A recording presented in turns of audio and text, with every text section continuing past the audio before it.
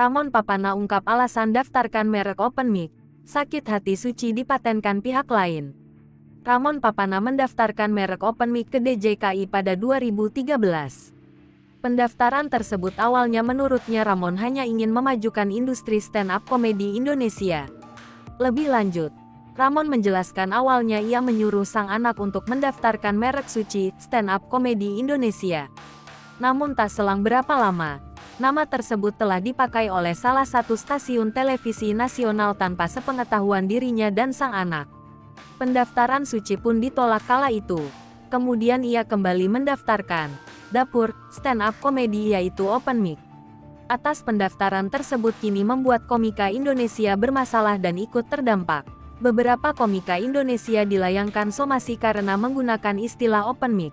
Sehingga komunitas stand-up Indo melayangkan gugatan pembatalan di Pengadilan Niaga Jakarta Pusat pada Kamis tanggal 25 Agustus tahun 2022.